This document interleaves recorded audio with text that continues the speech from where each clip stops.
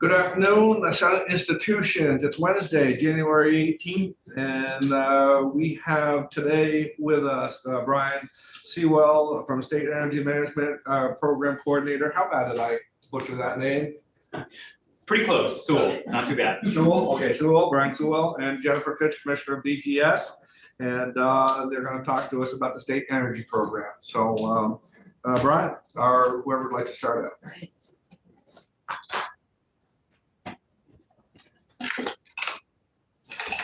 Good afternoon.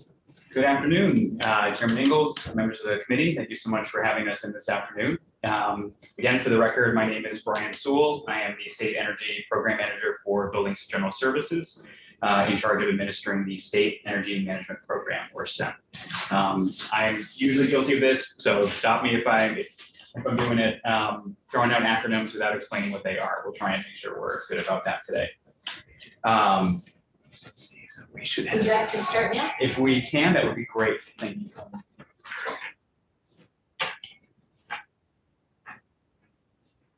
Is that correct? That's correct.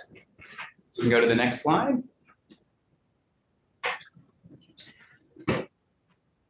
So always good to start with some background and history.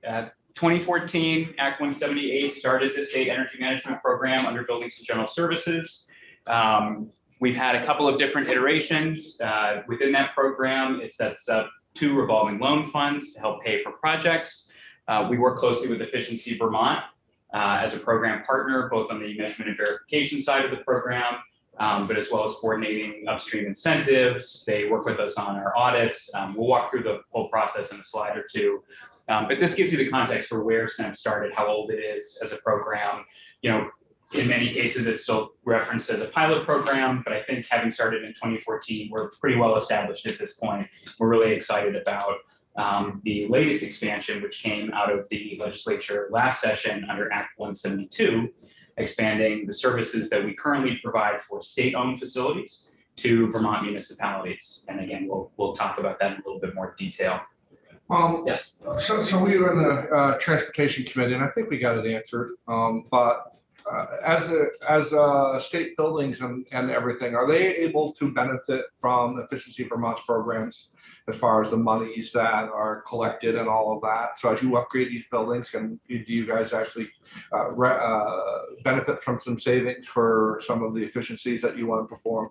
Absolutely. Thank you, Chairman Eagle. So the partnership with Efficiency Vermont works really well. It's kind of pieced together in a couple of ways to make sure mostly that we're not double counting savings, because I think that would be a disservice in our reporting. So if we're funding a project through one of our revolving loans, we'll count that separately versus an incentive that might come through Efficiency Vermont, which will track that in a separate column under prescriptive savings. That way, if there's a large lighting project and there's a discount on that particular fixture type or bulb, it might be better served to go get the incentive upstream through Efficiency Vermont on the materials, and then cover a remaining section of energy conservation measures, or ECMs, such as updated air handling units or air sealing, weatherization. We would save the bulk of our revolving loan fund for that project outside of the light. So we'll work with them to kind of piece together what looks like the best option for each project. Thank you. All right, next slide, please. So what is the process for the State Energy Management Program?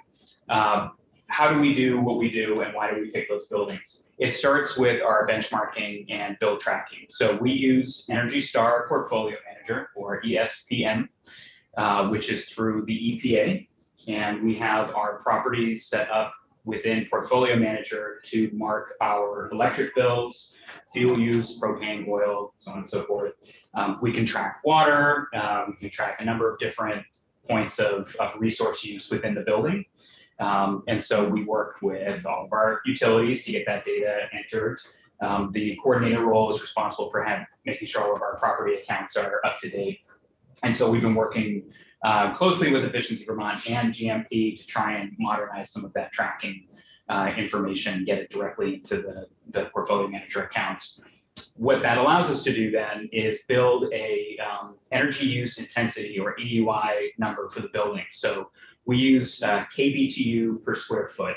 And essentially what that tells us is how poorly perform, how much energy is that building using per square foot.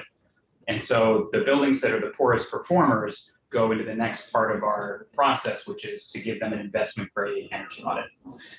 It's a little bit different than some of the walkthroughs that Efficiency Vermont would do. It's under ASHRAE standards. And so for that audit, it requires a blower door test. And that's going to give us the amount of air volume sort of leaking or changing within the building.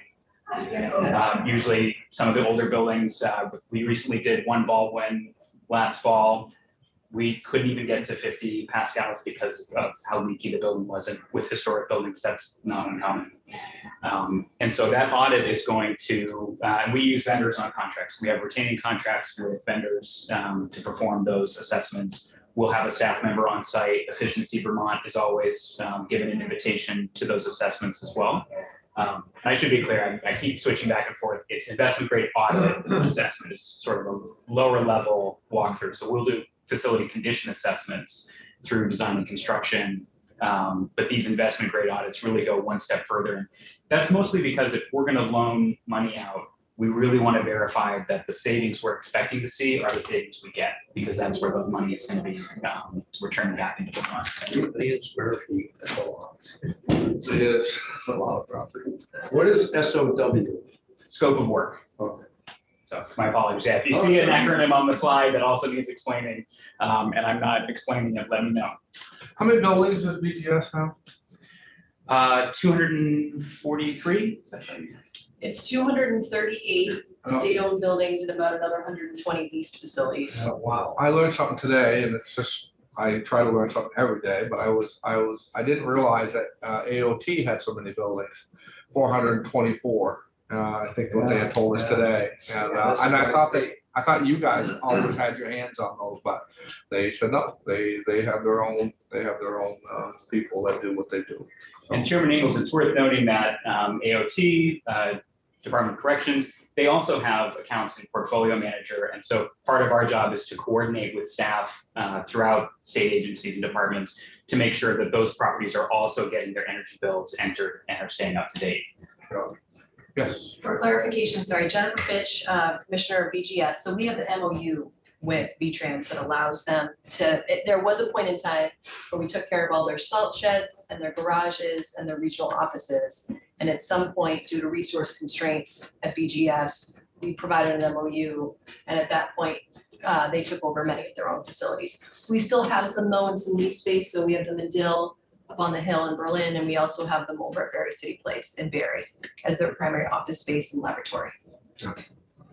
I know why the numbers were 243 and 238. So within the Montpelier Capital Complex properties, we have a few that go through 1 meter.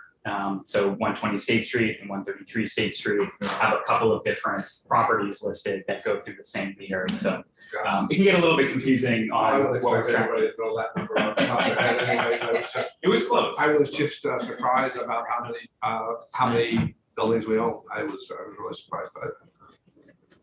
So the last step in the process is really the movement into the project. So I mentioned that we have an investment grade energy audit. Part of that audit is going to walk through in a report every measure that they recommend we install at that building, and some that they might say you could do this, but we don't recommend it because it's too cost prohibitive at this point, or it's not close enough to its end of life to really put the money forward. And so we'll take that list of conservation measures and move that into our project team. So under design and construction, we've got our project managers, and we'll work with the program chiefs to prioritize different energy saving projects. Sometimes we can marry those with existing major maintenance projects and try and reduce the amount of contractors going through that building. I think the building tenants probably appreciate that. During the pandemic, we were able to audit a lot of square footage within the state because for us, it was a little bit of a benefit. They're all empty. And so it was no problem to send contractors through and look at the lighting and look at the heating and cooling systems. And we're not pushing past people's desks or shuffling, them around to try and get access to a particular light. So that was helpful. And it really teed up a lot of projects that are sort of in the wings, waiting to be funded, ready to go. So we weren't able to do a lot of project work during the pandemic, but we did audit a tremendous amount of square footage. So we are prepared to move into projects. And I mentioned there's 2 revolving loan funds. So SERF, State Energy Resource Fund, or State Energy Revolving Fund, SERF, and then SMRF, which there's a silent R in there, State Resource Management Revolving Fund. Try and keep those straight if you can, and definitely ask me if we need clarification on which one we're discussing. All right, next slide.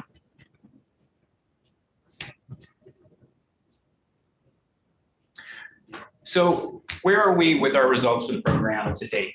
We've invested just over $5.6 million across 78 projects. That's a combination of both SERF and SMRF projects. That includes financial savings, both in operations and maintenance. So we track, how much are we saving on the actual utility bills, but also switching to LEDs, light emitting diodes, for the record. That helps our maintenance mechanics and building electricians not have to go out every single time a bulb is burnt out. So they last a little bit longer. We can do a little bit more controls and light design work with them. So it's been a big benefit both on actually saving electricity, but also saving the maintenance costs. Better lighting too, much better lighting.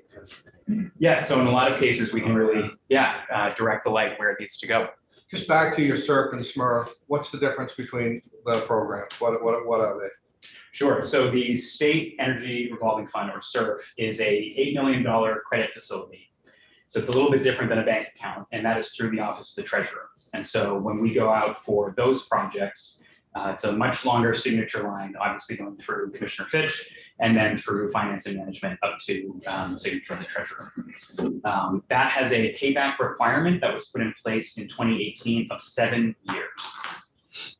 That has been a little bit constraining for some of the projects, largely due to increased costs from the construction phase, material costs, but also when we try and do our projects, we look to bundle as many measures together as we can. So if we went through and picked all the low-hanging fruit, we would have larger cost heating upgrades, cooling up system upgrades that would sort of be left alone, and on their own, they don't look like as good of a payback. But if we can bundle them with some of the quicker payback items, then we can put a comprehensive loan package together that allows us to do everything in one go and hopefully not have to come back and touch that building for a while.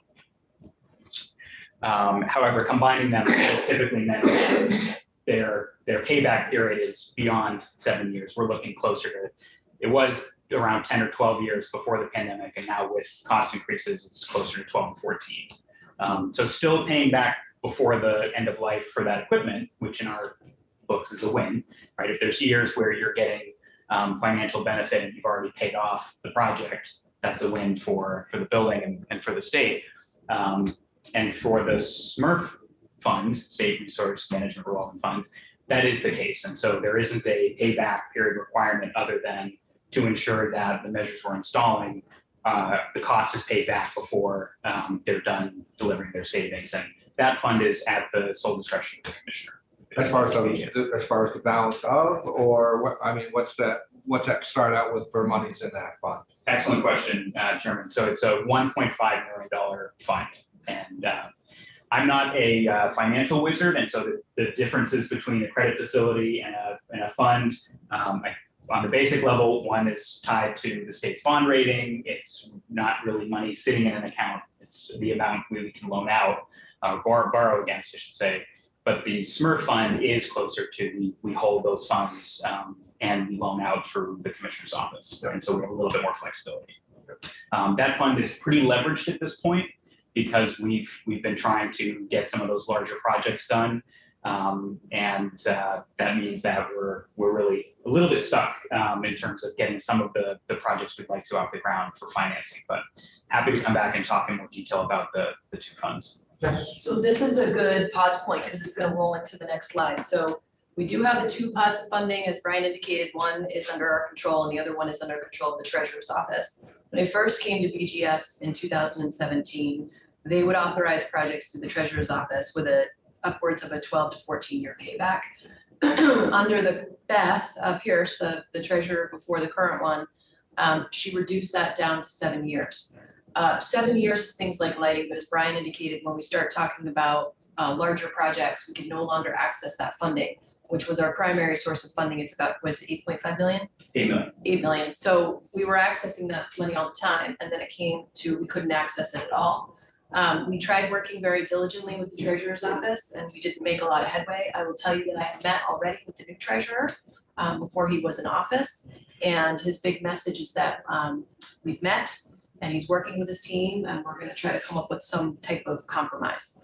But at this point, we really can't access that $8 million, which is really preventing us from being able to do the great work that Brian is trying to do with energy efficiency in our buildings. And so the SURF fund is leveraged out to about 37%. So we have a little over 5 million in that credit facility sitting unused, and we would definitely like to put that money to use. Yeah. Any other questions on the funds, the program? You can see we're also tracking, in addition to dollar savings, our emissions reductions through metric tons of carbon equivalent. So that's the MTCO2e. MMBTU is our combined energy savings. And then we also have solar that we've been installing around the state, rooftops, but also standalone arrays on trackers. And that has also really helped us reduce our electric use at a number of state facilities. What's the payback on the solar, the new ones? The payback On the solar that you're installing? I mean, I understood that it was getting, the technology is improving so that the payback is getting less and less, the payback time. Yes. Sorry. Rather than speak out of turn, I would be happy to come back with some numbers on our project specifically, because they range over some early projects, a number that were installed in 2015, 2016. But you're right, the cost of solar has come way down. We've installed across a lot of the state. And so for us, it's really been a benefit to have those. So I'd be happy to come back. And it's net metering? It's net metering projects, or? So there's a couple of ways that we're engaging with solar. We have power purchase agreements. And so in that case, the state hasn't owned any of the infrastructure. We just lease out the space on our grounds or roof. Yeah. And so someone else, a private entity, is responsible for the maintenance and for paying for the equipment and getting it up there. And we lock in a reduced electric rate in order to gain the savings without taking on some of the. I did that with my businesses as well, so I know Perfect. that well. So it's sort of a case-by-case scenario. Are we willing to take on some of the risk of owning and paying for the project? Or are we willing to do a PPA on site? And so, yeah, we have a couple of different types of solar arrays that we're engaged with. Light bulbs, you can't buy it. I think they're all done selling. You can buy a record. I think they're out there. They stopped selling. Incandescent ones? Yeah, they're gone. And for the most part, Senator Mazza, our facilities had really made the move to the CFL bulbs. And so now we're just kind of bringing them through the next phase of technology into LEDs and integrated controls in buildings, which is a really exciting opportunity for us. They just give a lot of light for a lot less wattage. I just put them in front of my store. Boy, they're bright. And the wattage is nothing. They're right down. You should take Yeah, so you take 200 watts. you get 40 out there right now. It's Yeah, like, yeah, well, what are you gonna do with that till it lights up? It's amazing. Yeah, it's more concentrated. Well, the streetlights. Oh, sure, yeah, that's Are right. that way now. A lot of, but I think municipalities do that. That's right. And sometimes if there's a homeowner really close to that light on the street, I know that they need to put up some Yeah. shields to Oh, keep yeah, it from yeah. bouncing the bedroom window. But yes, they can put a tremendous amount of light right where you need it. And Electricity everywhere you Well, they're proposed to start it next week, but I don't know. It's just, it's getting there. It's getting, yeah, it's getting there. You know, all right, next slide. So if you heard Commissioner Fitch last session, you might have heard the sort of beginnings of this conversation, but over the last 9 months or so, or year even, we've been talking about and have now integrated the Energy Office into the rest of BGS, Planning, Property Management, and Design and Construction.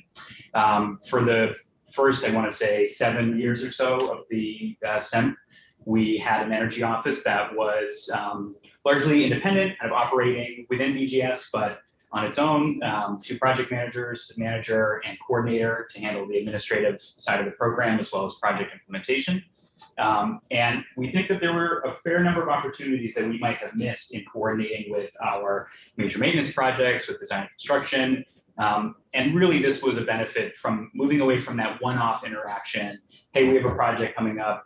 Oh, you just finished a project on that building. That would have been a great chance for us to integrate this project we were just looking at, replacing the lighting and replacing the heating system.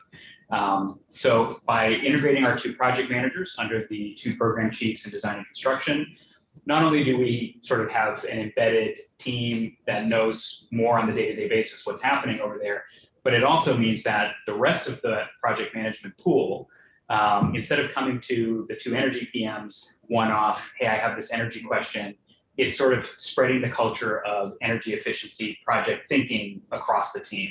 And so for the administrative side, my role and the coordinator that we hired last year have moved under planning and property management, and that helps us get ahead of any policy changes, design guidelines, changing our planning process for buildings, how are we using space, how do we meet code, but also where are opportunities that we can go beyond code.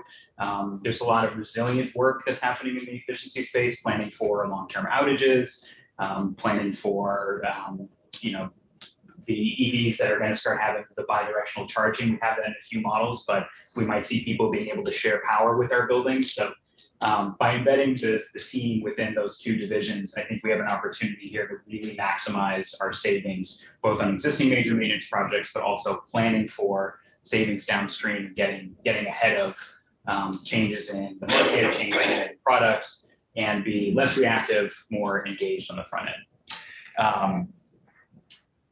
Commissioner, do you have? Yeah, so I'll just add a little bit to that. So this kind of is a continuing theme in our department where everybody has their own division and it's kind of like a pipeline, right? It starts in planning, then it moves to design and construction, then we build it, then it moves to operations and maintenance. There's this legend that I tell all the time, right? Where I came to BGS and supposedly we did an energy, and I'm sure it's an urban legend, but this is what I was told. We did an energy project, we did a renovation on a building, and then we sold it. We did that all within 6 months because the teams weren't communicating and talking to each other. So we've been working very diligently since I've been there in 2017 to find a better way for folks to work together and be far more collaborative with each other, which includes both looking at the organization and a system that we're currently installing, a modernization system with a workplace integrated management system. Happy to come in and talk about that at some point and provide more detail. But what I've found is when you group people into buckets and you don't have a way of making sure that we're communicating, that's exactly what will happen. And to some extent, that was also happening in the energy office. There's also a great story where we just talked about we don't have access to funding anymore, right?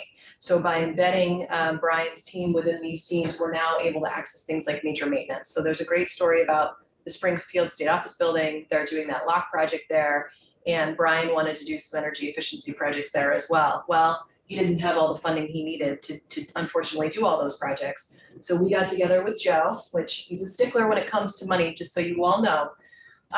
He's a penny pincher, which is good, but sometimes it can create a little bit of this on the team. So, so Brian basically wrote a memo and outlined each one of the projects and the cost and the payback and what we would reduce in carbon. And we sat around the table and I think we selected maybe 5 or 6 of the 8 projects. Unfortunately, we couldn't fund them all, but by combining it with an ongoing project, leveraging as much as we could from energy efficiency funds and then matching that with some major maintenance funds, we were able to advance many of the projects that Brian wanted to do in that location. But that's the power of working together as a team versus working in isolated pockets. Absolutely. What are we doing at our correctional facilities? Are we doing any upgrades on electric? So I believe that is the Southern State Correctional Facility. I don't know if it's an office building, but just. I meant clarify. correctional facility. okay. Sorry, Brian has it correct. So that was the one that I was Different talking kind of office. Sorry, no. They work from home. So Senator Mazza, the correctional facilities have sort of been this big opportunity kind of hanging off to the side. We had a lot of buildings that needed work. Correctional facilities can be really difficult to get approval to work in. And so in the initial years, 6 or 7 years of the program, really went through those poor performing office buildings and other facilities. But now we are tackling those correctional facilities. So we've been going through and getting investment grade audits, including at Marble Valley, Southern State Correctional Facility. So they can be difficult. Lower door tests require you to go through and open and then close all the exterior doors and then have the main door open to put the fan. prisons don't really like their doors open for long periods of time. So getting blower door testing done there has. And has you been- wouldn't do Burlington correctional facilities, because we don't know what we're gonna do with that facility, right? You wouldn't go through and do all that. The Chittenden County Regional. Yeah, Correctional. sorry. It's on our list, but we have the opportunity to prioritize facilities that we know are. We don't know what we're gonna do. We gotta modernize that place. It's a dump now. We gotta fix it up, so. So that's on the list to be audited, but it hasn't gone through that process yet. Yes, Just a overall question, and this can be answered later, but it sounds like you're playing catch up kind of, just because you have the older buildings, right? So you bring the older buildings up to speed.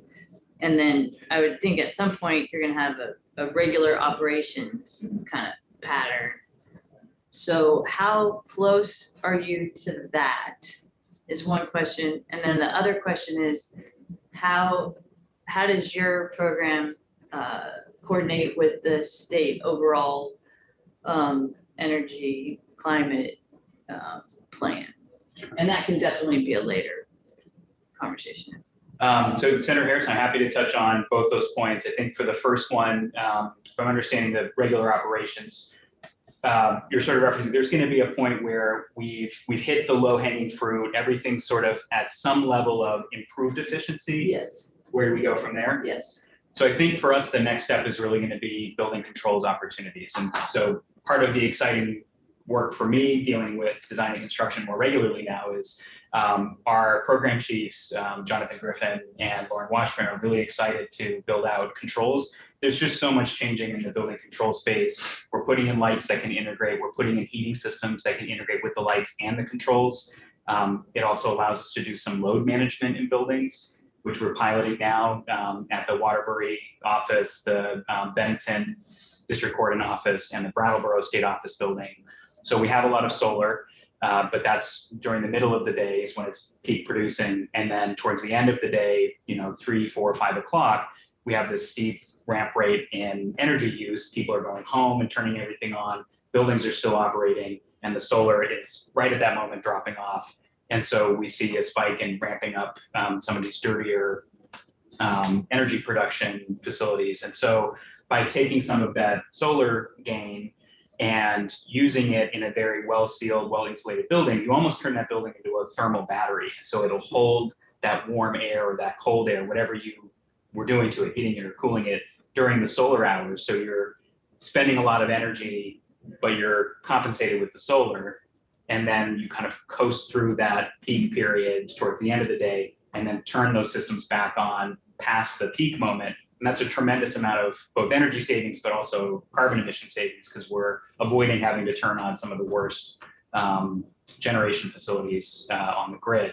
So the more buildings that we can do the grunt work, the non-sexy energy work of insulation, air sealing, and weatherization, we can take advantage of the next phase in the energy space and get them set up with integrated controls so that as people move through the space, we don't have to worry about them remembering to turn lights on and off. They're connected through a photo control, and we might know that, okay, somebody left the room, but the lights will hang on for a few minutes in case they just went to go get a drink of water. But now it's been 15 minutes, turn that light off. Now it's been 30 minutes, turn the heating off to that space, because this now indicates they might be gone for the day. And so there's a lot that we can do to improve buildings, even once we've gotten to improved baseline. And so having that energy tracking and benchmarking through Portfolio Manager, we're going to have to hit a point where we're going to recalibrate what does the new normal look like. And I think that was sort of the point you were. Yeah, and just your process to get there. How many, what amount of your portfolio have you gone through? Are you halfway through? Are you a quarter of the way, 75% of the way through? That's a great question. So we're certainly more than halfway through on the investment grade energy audits. We're down to a lot of the really small buildings, 1,000 square feet, 500 square feet. We sort of wonder, is it really worth it to have a contractor go out to a maintenance shed that's not really heated or cooled? There's a couple light bulbs. So we have a lot of those buildings remaining, which were put off for a good reason, and they weren't the major energy hogs that we were worried about. So correctional facilities are still the big ones on that list. There's a few other cases here or there, but we're going to be at a point pretty soon where we've audited all of our major square footage, and we might choose to not conduct audits in some of the smaller maintenance sheds or garages that really don't need it. And then from that point, we will, I think, reassess what our benchmarking looks like, what are the next projects going to be.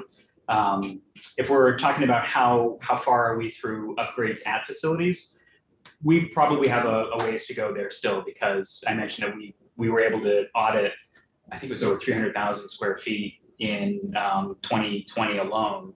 Another 280,000 square feet, I believe, the year after. So during the pandemic, we did go through a tremendous amount of building space, but that all now needs to be moved into the last phase of the project pipeline, of the pipeline and into projects. You must be using a lot less electricity with work from home, heat of all our buildings too. We get hundreds and hundreds of offices. You must be noticing, is it noticeable yet? Or- I can speak to that. So the challenge with buildings right now is even those buildings that aren't being overly utilized, we still have people in there every day. Oh, really? So if we have a few people in there in a building, then we still have to heat it and cool it. And there are requirements in the collective bargaining agreement about sort of those temperature limits, the low and the high side. And so we must be in conformance with all of that. Okay, no, because with so many people working from home. But Senator Mons, I think to your point, that's the opportunity where if there's only 4 people in a major office building, because that happens to be their work from office day, and an entire wing is going to be empty all day, why do we need to have the lights on and the heat on That's if we right, can yeah. really target where people are going to be in that day? But we need There's to. so many office space across the state. Wow, we got a lot of them. All right, next slide. So we've talked about SEMP as it existed from 2014 really to 2022. Act 172 that passed last year expanded this service model. So benchmarking, energy tracking, auditing or assessing, and then project implementation. This really kicked us into high gear on delivering those types of services to municipalities across the state. We had been working with both the Public Service Department, Efficiency Vermont, and Vermont League of Cities and Towns, Vermont Low Income Trust for Electricity for the past 3 years or so on how can we deliver this type of work to municipalities who we know are really in desperate need of building improvements and are wearing too many hats. They don't have necessarily the funding to get that done. They've got a whole priority list of where their funds need to go. And what we were missing up until last year was the project funding to implement. And so we had some grant funding that came through, matching grants through Public Service and VLIGHT from our Low Income Trust for Electricity to get us started. And we were able to hire our first staff member to start working in the municipal program services space, which is great. We had funds for starting assessments, but we didn't have the money to deliver them a project. And we know that we're not really going to be able to report on anything if we can't get the project work done. So Act 172 really jump-started that. It put a lot of juice into the electric vehicle battery. We're going to start moving away from gas tank analogies as we go forward into electric Corvettes and other fun cars. And so what this delivers is $45 million in American Rescue Plan Act funding that was designated as revenue loss replacement this fall. And that's really going to deliver a tremendous amount of those services. So it also builds capacity. It puts in for 4 new positions. It gives us opportunities to work with the regional planning commissions. BGS has been really focused on state-owned facilities, which means we haven't been building those relationships with municipalities over the past 8 years. But we know regional planning commissions have a wonderful relationship with many of their towns. Vermont League of Cities and Towns. These folks are in the municipal space, they have been, and so we're partnering with them to find out what do towns really need, how can we best utilize the funding available. And out of that 45 million, we have 36.6 available for project implementation, which is really the best piece here. Just thank you, Mr. Chair. So Brian, I'm trying to think of an example. Let's say that there's a town hall that really needs work on however you want to do a heating system or whatever. Are you going to do that work for the town? Or how does that work in terms of, because we don't own, the state doesn't own the town hall. How does that work? Are you gonna do the work or are you gonna appropriate the money? Perfect question. So Senator Colmar asked, did I have your name correctly? Yep. Okay.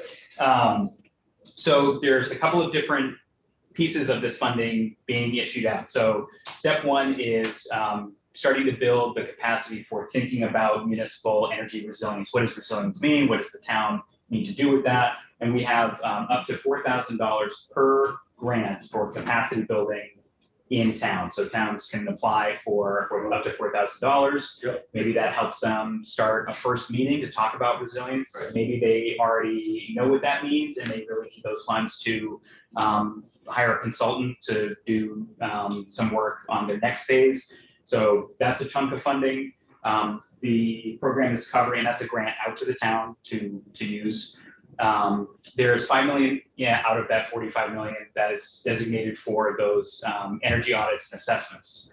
And these assessments are really designed to be sort of that light touch walkthrough. A lot of towns have investment grade energy audits done in the past. We're going to work with them on what information can you bring to the table. We're going to pay for, and we've gone out to bid for those services. So the state of Vermont is going, that's a lot of touch points back and forth on what's a good time to go to the building, getting the contractor set to go there, doing the walkthrough day of. We felt that, and the program stakeholder group was aligned in getting that part covered by the program and by Buildings and General Services, so that we're not putting all that on a town clerk who's already busy doing everything they already do on a daily basis. And so we'll pay the contractor, we'll get them out there, we're going to deploy them across the state, make sure that we're doing that both equitably, but also in alignment with Act 172's goals of really targeting a lot of the smaller rural communities that might have missed funding opportunities in the past, either because they didn't have the capacity to go chase that grant and do all the reporting. So the fact that we have staff to help administer the grants, we're going to get them access to those vendors on contract. We're going to deploy them. We're going to pay for the audit, 100% of the audit costs. That really tees up then the last phase, which is that project. Right. And that's where it kind of hands off more to the town to go out to bid for that specific project on their building. And that project is a grant up to $500,000 Correct. per, and it has to be on one building. It can't be spread out amongst the building. Eric Philcorn and I went to 3 towns about these grants when they had a state day, or it's a state came to the Northeast Kingdom. And actually we went to 2 towns, and yeah, it's very well received within your communities. And I would say as legislatures, as senators, this is a great program to understand how that works, and to go to your communities, and because there's no strings attached. It's a $500,000 grant, along with all the help that has been Brian has talked about. It's a win. It's a win, and it is slated to go more towards the rural communities out of the big, the bigger towns and cities. So yeah, it's a good program. And in terms of the resources too, we're working with the stakeholder group, but I believe eligible costs include things like project management and clerk of the works. So if a town doesn't have the ability to sort of oversee the project, I believe as part of the eligibility, you could use that $500,000 for that additional support. And you guys know, as far as the small communities, it's hard, sometimes it's just too good to be true, right? So as Brian was saying about the $4,000, and I'm sorry, because you explained it well. I just want to make sure my committee understands, because I'm talking about the program. This is an event to get your town together, to get this program fully explained to them, and it's free. And so it's a community dinner. It's whatever that it is, whatever it's going to cost to get your community together, to get them on board with this, to get them to understand. $4,000 buys a lot of pizza. How do you know about it now? How would they know? How would they know? Us, I think, for the biggest thing is to know about, I think, is it NVDA that's going to administer that program? So the governor is sending us out. So remember when he did Capital for a Day before the pandemic, and when the whole cabinet and extended cabinet would go out and we'd strike a county or 2? We're doing the same thing with ARPA. So you're not notifying the towns and telling them what's available? So we're going to be doing various forms and avenues of outreach. Right now, we're doing ARPA for the Day is what we're calling them. And we've been up to Northeast Kingdom. We've been down in the Bennington area. We're gonna be going to Orange next week. So that's one of the ways in which we're getting the word out. The other way is through the RPC. So the RPCs have received grant money. There's a total of $2.4 million appropriated to them, and it's their job to do all the outreach to their covered municipalities and help with communication and coordination and assisting them with applications and things like that. So it's gonna be a lot on the RPCs to get the word out. How about League of Cities and Towns? Yeah. So League of Cities and Towns is definitely a member. Katie Buckley is an ACE. I don't know if you know So who she is. they but will she's an notify ACE. the towns. So they're gonna help with outreach as well. And then we also have a website. I know exactly. Katie Buckley is in the engine room, so she's helping build the plane, if you will, for this program. So she's very well aware. She's amazing. So we are like getting the word out in a million different ways. And I can tell you the word's getting out because I'm always getting bombarded, which is a good thing, Good. by lots of emails to people that are very eager for the funding. One thing to note though, and one of the benefits I feel like is it was originally ARPA dollars, which was very confining for us in terms of what we could do. But it was just replaced with revenue replacement, which means now it acts as state dollars, which means we have a lot more flexibility. But what's even better than that is that now that it can be used as match. Right. So because it's considered state funding. So one of the things Katie Buckley at VLCT has been recommending is that the timing of up to $500,000 grants to do projects is critical because we need to understand all the federal guidance and all the federal money, and that's gonna take a little bit of time. But there's gonna be stacking opportunities. And to the extent the municipalities can leverage those stacking opportunities, that will be what's best for the municipality overall. So we're trying to do that timing and working very closely with Katie Buckley, and then we're working very closely with Deputy Secretary Farnham as well, because he does all of the ARPA funding for the entire state. And while we have the commissioner here and Brian here as well, one of the things that some of the questions that we had with the two towns that we went, say that the town identifies a building that should have an upgrade, but it only came up to $320,000. Well, they really want to give you $500,000, so that's the perfect time to get that battery pack generator in there, one of the Elon Musk type battery storage type generators in there, and to throw on there so that you can leverage all those funds and in a green way. And you know, you can get to your top dollar. And as the commissioner said, if you start to run over, I mean, you can start matching these monies. You know, if you have another source of income that you can get to, and now you've gone over your program, but the amount of monies, well, there could be other monies that you can match up with. So those are real world questions that we were facing with two of the towns that we've gone to. There's, oh, yeah. That's wonderful. This Yeah. sounds terrific. Yeah. And I'll help advertise it. And Great. if you have things before March town meeting, that's when Absolutely. people come out, obviously. I was with a town and we had the system break. This is like 3 years ago, the HVAC. And so we had to replace something soon, and I called it Efficiency Vermont, but obviously there wasn't anything. But it would be helpful if there was some sort of emergency fund. I mean, it's obviously better if you plan, but some towns don't, you know, and they just wait for stuff to break. So, that's not their official status, but that's what happens. Yeah. And $4,000, $5,000 would have been really helpful because we ended up spending, I think, 12. So it wasn't a huge amount, but we just had to get something, and we did get heat pumps, so we did, get a better, cleaner source. But I think things like that happen when folks need stuff immediately. That's good feedback to bring back to. So we have a stakeholder group that has representatives from the RPCs there, VLCT, Efficiency Vermont is there, we're there, and then help me out with the name of the other group that we're working with as well. So Joey's group, BCAN. BCAN, I heard Great. of BCAN as well. So we have a very robust stakeholder group, and they're fantastic. But this is a great opportunity to bring back feedback, and then we're still kind of building that program as we go. This is a great program. It is a great program. We're happy to have it. Sorry to get you off on the side track, Brian. No problem, Jared.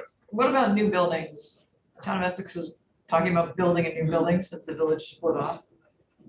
Is there any potential for getting funds to make sure the new building is energy? Right now, this program is really focused on retrofitting existing facilities. It has come up, I'm sure it will continue to come up. And we want to try and work with every town that has a need and is willing. I think at this point, new buildings is not going to be a part of. I think the goal is to reduce what you have in there of fossil fuels to get it back, to get an old energy pig, back into efficiency, green efficiency. There's a fair amount of heating systems, I'm sure, that need to be replaced, potentially with biomass, potentially just sidelined, and then the bulk of the heating is done with newer heat pumps. So we have opportunities to try and fit the best use case for those facilities. Every time the commissioner gets an email, I immediately send it over to our coordinator, who puts it into a very long and growing contact list of town reps, just the general public, like anybody who is calling me from these communities wants to know, so that once we start saying applications are open, boom, we span that email list. Once we're setting up an event in your community, email that list. Yeah. Select for that town, email those folks, let them know. I use that same card right there, just for the committee's knowledge. I use that same card right there, got it, and I emailed it to the 25 towns that I represent. So every town clerk got that. That's a great idea. Yeah. Are cards like that generally helpful? I'd be happy to put Yes. one together on SEMP as well, that we've been working on. What's helpful about that one right there is the ability, because everybody has smartphones, is to be able to click right on that and you have all that information. Not only does it save just reams of paper and time to try to get that out, but to have that out there so that they can just click on it with a smartphone and then it's populated. Or for those of us that aren't that smart. Do you have an online version of We this? sure do. Thank you. And the nice thing about the growing contact list is when applications become available, right, when applications are open, we're gonna take that server list now that we've created, we're gonna do an email blast to everybody. And that's the way to make sure that you haven't missed out on any opportunities. But it's first come, first serve. I mean, there's only so much money, right? There is only so much money. We do have an opportunity here to craft our selection criteria to make sure that, one, we're in alignment with the bill, but also that we're not setting up another program that's going to pass some of these smaller rural communities by that haven't had a chance to engage with funding opportunities or get the upgrades. We know that they don't have the capacity to handle all this on their own. So building this program up from a capacity standpoint of, we're going to provide staffing and time and technical resources in addition to the funding to start your own town energy committee. If you haven't done that yet, take that 4,000, get some pizza, start talking about what needs to be done, or you're already at that point, but you need a little bit of help engaging with a hired professional to take you to the next, I'm forgetting the name of the town, the plans, the energy plans they're all filing. But there's opportunities here to make sure that they're getting what they need. And then on the project funding side of the program, we want to make sure that we're getting that work done so we can measure and report back. This is all of the systems that switched over to heat pumps. Here's all the battery packs that we put into the buildings to allow them to, in a future state, maybe engage with some well-meaning EV drivers in town who have some extra juice and want to plug in and keep that critical building open so they can continue to provide services through a storm or an outage. Yeah. That's I think we have an opportunity to do a lot of really good work like that through this program. I apologize, have not been saying next slide, so I'm sure we can probably go through a couple of them. So the energy burden report that's listed in Act 172 that came from Efficiency Vermont. It does sort of help us target some of those communities that have high energy burden costs on their residents. It's not the only factor in our criteria, but it is one of the major pieces of our award selection. So energy burden, what towns don't have capacity, have they already received a grant? These are the things that we're going to look at to make sure that we're trying to hit those folks who really need this most, and then start working through the rest of the list until those funds run out. Brian, can you read the legend on the right? It's a little bit small. I apologize, it is small. So the dark blue is low energy burden.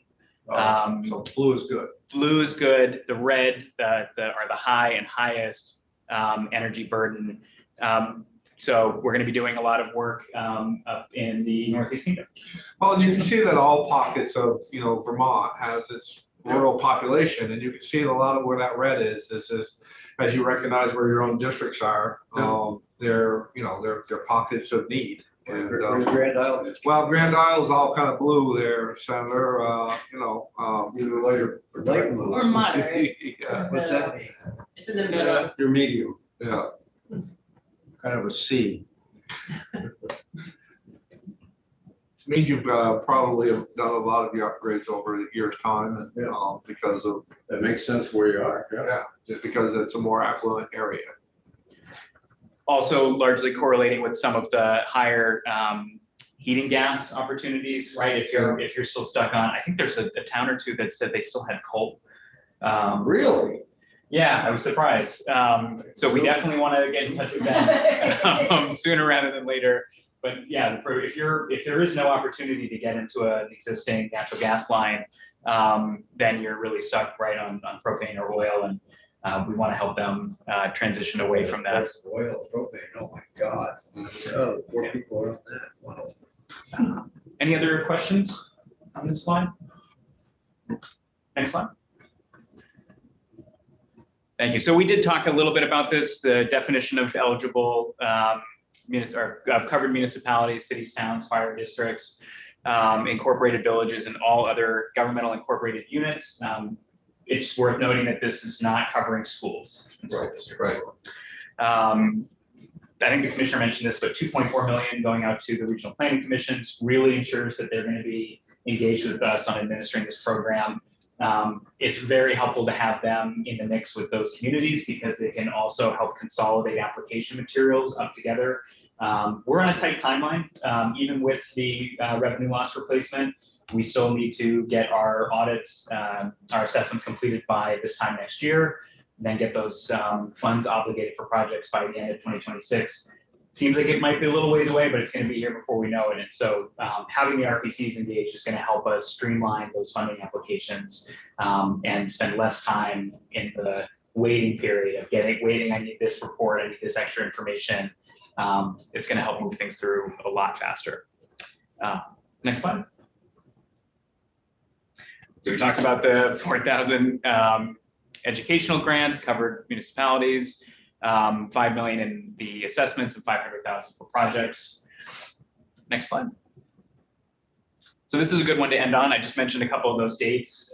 Those are our key dates through the ARPA funding. And you get a nice little screenshot of the website that we have up right now. This flashcard that I passed around is on there. We also have our one-pager that's been going with us to each of the county visits for ARPA funding. As we start to move through getting applications vetted and approved, the application form, I should say, that form's going to go up on the website. Folks can apply directly through, and we'll get all the materials. They can print it out if they have to, but having an online application form, I think, is also going to help us process these a lot faster. So we're excited to continue to build this website out and work with our program partners to push all of our notifications out. Town meeting day is going to be a big opportunity to get in front of folks as well. So if you have any questions, if you have any opportunities to help us get the word out, we would definitely appreciate it. Just one more suggestion is, it can be really difficult for a town to get an application out in, say, 6 weeks. I mean, we used to get stuff from V-Trans, and if you need to go to the select board, you don't even have a plan yet, it's really, really hard. So I would just ask that if you can give towns the most time possible, it'll make a big difference in them being able to apply, because it's just really hard. You said about 6 weeks? No, I'm saying Big six weeks. I think somewhere between 6 weeks and 2 months seems to be what the state often assumes is fine. Yes. And just from the perspective of a small town, the person who needs to do it might not get it for a week. Not everybody's We actually automated the have way some they could be. application assistance with this as well, that can help with this. So the way it was kind of explained to us, and that there really isn't much a town clerk would have to do other than to get hold of these folks. And as far as to get that application, that they're willing to put that application through with tremendous help. Because as we know, these town clerks are overloaded, overburdened. What we think is easy is hard for them. So the assistance that they're providing is fantastic. That's great. The RPCs are responsible. The other thing I was gonna say is that $4,000 mini grant can also be used for planning. Meaning you can use that money if you so choose to hire someone to help identify a candidate building and to also help fill out the application for you. So there's a lot of flexibility in that $4,000 mini grant depending on how a community wants to use it. But I hear you loud. and That's great. clear. It's The just- time is helpful. Yes, and some require the select board to approve just Absolutely. an application and that can take a while. And sometimes the select board wants to see it twice. So That's good just as feedback. many, It's good as feedback. long as you give them. Yeah. Absolutely. Senator Harris, I think if the town is on a monthly meeting schedule, right, to your point, then really 6 weeks isn't gonna give you time if we just miss that window. So almost a minimum of 8 weeks. That's what I would To suggest, start but with, I know yeah. you have deadlines too, but just wanted to throw No, that into feedback the is very mix. helpful. Thank you. The other opportunity here is to decide if we're able to maybe offer an application window to those highest energy burden communities for the first 2 months and then start applications in with the rest of the group. So we have some flexibility here to really, again, build some guardrails that make sure that we're sending this money in the right direction and really helping the towns that are most in need first. Sorry, Dave. You'll be at the end of the list. Because you're already doing so well. I'm amazed that you're gonna be able to get the assessments done in whatever that April 2024, I mean, that's pretty close. It is. It is less time than we would hope for, but we are going to move as quickly as we can to get those assessments done. These assessments, there's two options for assessments, but the one that most towns will likely choose is the easier audit. And that's a walk around audit. So those are the kinds of audits the EBT does. So they walk around, they look at building systems, you're walking through the building. There's the second more comprehensive one that we use internally at BGS that has a blower door test, and you need a lot of information about the building itself and utility bills and a lot of other work. What we wanted to do is try to keep the threshold as low as possible for these communities that are going to have a more difficult time trying to access the funding. So, but they can choose one audit or the other. And then the question may be, why would you want to choose the more intensive audit? What would be the benefit of that? So the benefit of that is, we didn't really get into it today, but there's $2.8 million that we're starting in a revolving fund, very similar to the state's revolving fund. And so the payback period then becomes important. Mhm. So a community can take out a loan from that 2.8 revolving fund, but then they're gonna be paying that fund back over time through that payback period, and you determine that based on the energy audit. So that's why you would want a more comprehensive one. But right now, that revolving fund will be there. It's not going anywhere, and we really need to focus on getting out the $45 million in one-time fund out the door. So, so communities can pick, but certainly walk arounds are more efficient, they're faster. We're also gonna be putting hopefully more than one consultant under contract. So if we get more than one company under contract, that means that we can basically send strike teams, and then working with the RPCs, they're gonna help make sure that when we go out to do these audits, we're doing them as efficiently as possible. So if there's 3 in close proximity to each other within a region, we would hope the RPCs would help us coordinate that so that we're getting the best bang for our buck on those audits. So you mentioned that you sent it to all the town clerks. The I did. LCT must have a list of all the town clerks in the state. I would imagine that they did. I just went through and I powered through. I did it the old fashioned way. I just picked all 25 of my towns, looked them up. There's the email. I didn't even know even how to even do to save them all. So I had to send quite a bit out over and over and over. I got to know the town clerk's emails pretty well by the time I was done. I sent out about 7 emails over and over and over and over on a bunch of different programs. So The RPCs may have that information as well. And there's a town clerks association too. right. And they're Right. a good source. Right, yeah, they are. Yeah. Well, good. Yeah, we thank you guys very much. Anything else? Well, at some point, we'd like to sleep. Yeah. I was Oh, gonna so say, you picked I that. was, Commissioner, I was going to take 30 seconds, and I was gonna say, Commissioner, get some sleep. I'm sure after Friday, I'm sure, This room has no air. yeah. Oh, is that what's going on, Senator Lyon? I've said this for 25 years. At That's 2 right. o'clock, everybody's ready. for Oh, it's got sleep. air. We do it intentionally. If you put the airflow in here, we could stay awake. Mm. So I don't know what department that's under. Yeah. Just, right? It does, well, it does have air, but it's just a lot of hot air. That's right. Well, the Senate is better than the House, so keep that in mind. Oh, this is the worst room in the state. Yeah, this one, the airflow is a little bit suspect. You ignore us year after year. But it's okay. We want to keep you sleepy. Yeah, there you go. So Commissioner, I'm sure after Friday, things will start to get a little bit easier for you, but get some rest. I will do that, and I will let Eric Philcore know the same thing, Yeah. because he is working very diligently right now, which is why he's not here. How come you're tired? What's the problem? I got a lot going on, so. Oh, there's 9 months, you don't do anything. Sure. You know what I'm doing over there. Remember how engaged I am? There's a reason why I'm so engaged. That takes time and effort. Guess I lost this. So Chairman Ingalls and members of the committee, thank you so much for having me Thank this you. afternoon. Very valuable information. We appreciate it very, very much. Very And much. for me personally, I used to work with municipalities on energy programs in Connecticut and Massachusetts. So the chance to get back into some work with municipalities in Vermont is just a real joy for me. I'm excited. Absolutely positive, tremendous program. So Thanks, Brian. hopefully it rolls out real well. Absolutely. Very excited. Thank you. We are excited too. Committee, Laura, would you be fine if we just took a 5-minute break? Or do you, okay, committee, let's take a